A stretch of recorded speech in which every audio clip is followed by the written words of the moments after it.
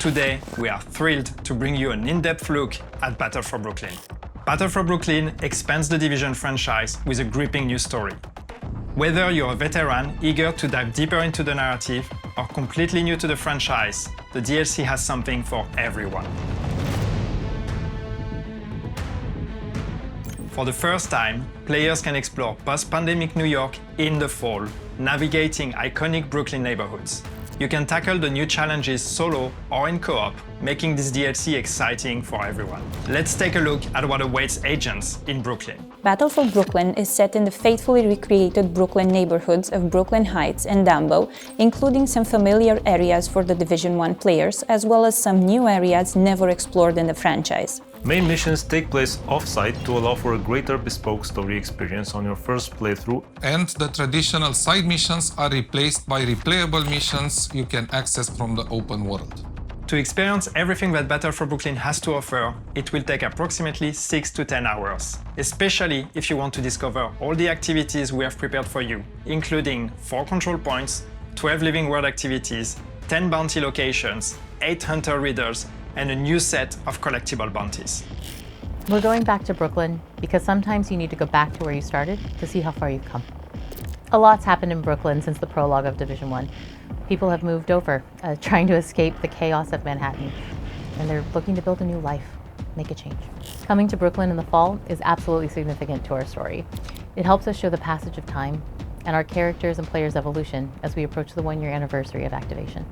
To bring autumn to the Division 2, we had to investigate firstly the vegetation and the weather. Via the foliage, we are dressing the city in warm autumn colors. For the weather, we have crafted something specific to Brooklyn. We went for a mix of warm weather with cold and light, and of course, something moodier to try to capture the autumnal contrasts. For Washington Street, the iconic starting area in the Division 1 overlooking Manhattan Bridge, we wanted it to still feel familiar to the players, but also really show at a glance how time has passed and hint to what might have happened in the meantime. The bridge is the heart of Brooklyn, and the people there have pulled talent and resources that our hostile factions would like to acquire. There, you'll be tasked with protecting the people who built the settlement. Some of the characters you'll meet at the bridge throughout the campaign are familiar faces like Theo Parnell and Dr. Candle, and a brand new face that we've really only heard her voice, Agent Hoskins. When taking Candle from Division 1 to Division 2, we wanted to show that some time has passed. She's still wearing her same old ID badge, but it's now more worn and has some wear to it. And my colleague Marie's ID badge here at Massive actually proved as a perfect reference for this because it has seen some better days. When designing Melanie Hoskins, we wanted to make sure that you can recognize some of her backstory and her character design. So we gave her a very cute bracelet that says Mom that she wears that were made by her 4-year-old son Freddie.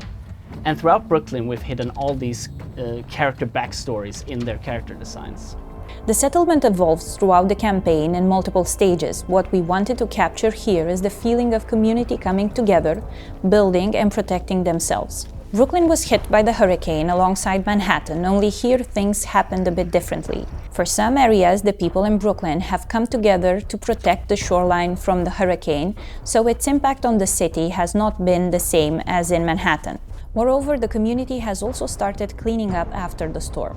People in Brooklyn strive to rebuild their lives. They are looking into covering their base necessities in terms of food and water, so they are using the available space inside the city to do so, including the rooftops. In the DLC, players will actually be facing an enemy that they are usually used to, or that they have been fighting already, and that's the cleaners. But there's a special twist on those cleaners, because they actually have a new weapon, which is what we call the Purple Flame. People might be familiar with the idea of the Purple Flame. Those who have played the Incursion, the Mirror Estate, they might have seen that already. This is something we introduced back then. But in this DLC, in Battle for Brooklyn, the cleaners have been able to find ways to mass produce this weapon, and this is really their main way of bringing destruction. This is how they've launched the assault on Brooklyn now, using that new weapon to really try to erase Brooklyn from the map.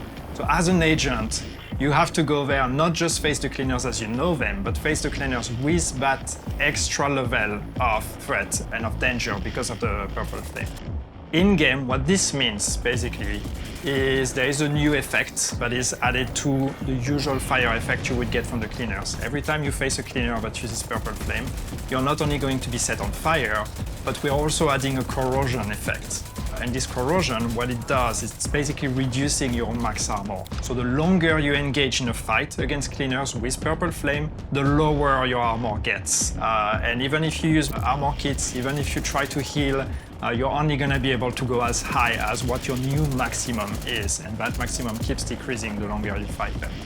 And of course, this is part of our story. This is part of why the cleaners are coming to Brooklyn, or why you need to go there and stop them, because it's an unusual threat. It's something that even the civilians in Brooklyn are not used to. We're going to have to find out how did they produce it, where are they producing it, and how did they get all the supplies they need to actually be able to mass produce this new weapon.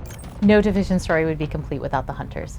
In Brooklyn, we have 8 new riddles and 8 masks that you can unlock, if you're willing to take on the challenge. For the Brooklyn Hunters, we wanted their uniforms to actually match their mask designs a bit more than they usually do, and that will also echo into the game design of the puzzles that unlocks them. We wanted to create a cohesive theme while maintaining the amazing classic hunter look. Control points are a big part of the open world. With Brooklyn, we've taken them one step further. Based on faction ownership, players can expect a different challenge every time they encounter the same control points. Each hostile faction has its own unique ingredients. The Cleaners have the Purple Flame, while the Rikers also have some surprises up their sleeve.